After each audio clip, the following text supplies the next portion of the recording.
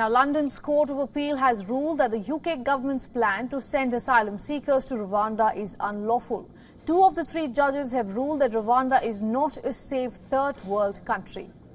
Now, the court agreed that the UK government could not guarantee that asylum seekers sent to Rwanda would not be deported to the country from which they were fleeing, adding that sending anyone to Rwanda would constitute a breach of Article 3 of the European Convention on Human Rights.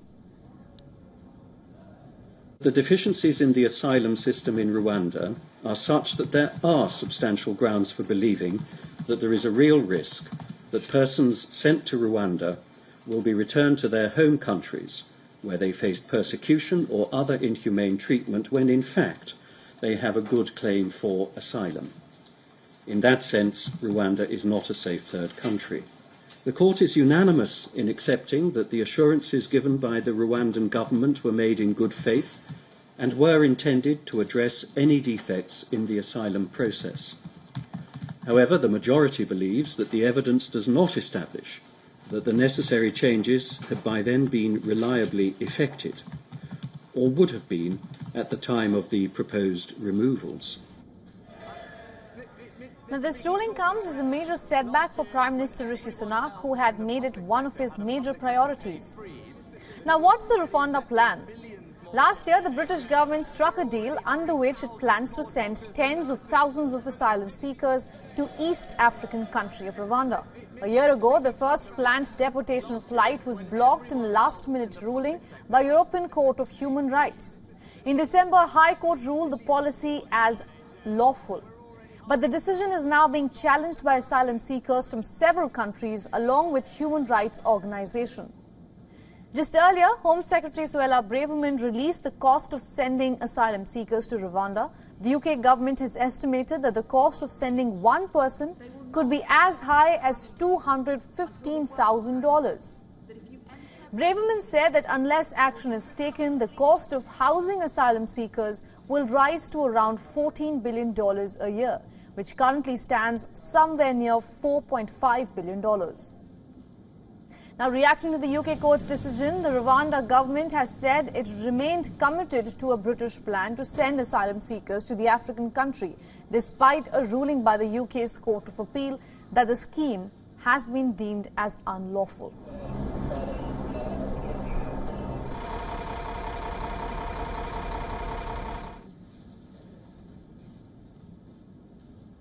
Now, for more on this development, we are being joined by our correspondent, Alex Izat, live from London. Welcome to the broadcast, Alex. What are you hearing from 10 Downing at the moment? How are they receiving the news by the court? Well, at the moment, we have just heard in the House of Commons in the business debate from Penny Mordaunt, the leader of the House. She said that she would obviously have to go through the Court of Appeal's judgment itself, but she said that it wasn't quite as straightforward as many people are suggesting. Now, we are expecting a statement from Suella Braverman later this afternoon around 5 p.m. Local time. But what we were expecting this morning was already a statement from Suella Braverman. There had already been a ministerial statement put around suggesting that she was going to speak at the House of Commons as well. But that was ahead of the Court of Appeal suggesting that this Rwanda policy is unlawful. So it does feel that at that time when that statement was sent out that she thought that the government would be on the winning side. But of course, now that they have backtracked a little bit and she won't put another statement out until quite later this afternoon, it does seem that she has to put something together to see what the next process is. We do understand that there is going to likely be another appeal at the Supreme Court by the government, and they will suggest that this is definitely not the end of the road. Of course, we have heard also from the Rwanda government themselves, who are quite unhappy about this ruling, suggesting that their country is one of the safest in the world, and this is definitely undermining them. Right, Alex, the UK government has estimated that the cost of sending one person alone could be as high as $215,000.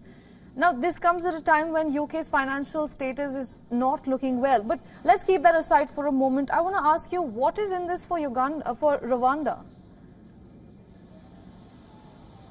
Well, you're talking about that money there. So Rwanda was going to get around 105 million per person to go to if they were receiving these migrants from the UK. So they were getting quite a lot of money and investment as well.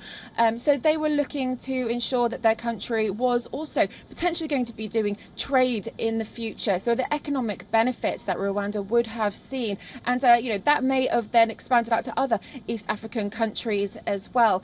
So the costs there would have definitely been for their benefit, but now they're going to have to look at more of their policies to see exactly how they can make this work, because as I said just a minute ago, this isn't the end of the road, and it's potential that those policies that were mentioned in the Court of Appeal earlier, the deficiencies that they said that they will be able to say, well, that's inaccurate, and they have a couple more weeks to come back with an actual game plan, not just our government but also the Rwandan government going forward. But it all does come down to money. And also we did hear today from many of those that had appealed, the charities, and said that they claim that Rwanda is using this cash for humans scheme.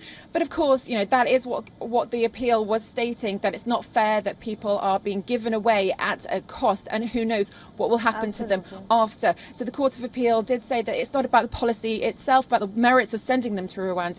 It's just about whether or not that plan does coincide with the law itself. All right, it is a major blow for Rishi Sunak and his government, but as you say, it's not the end of the road. We are yet to see what will be the next course of action by the government of the United Kingdom and also Rwanda. But thank you for joining us on this broadcast, Alex, and getting us all those insights from London.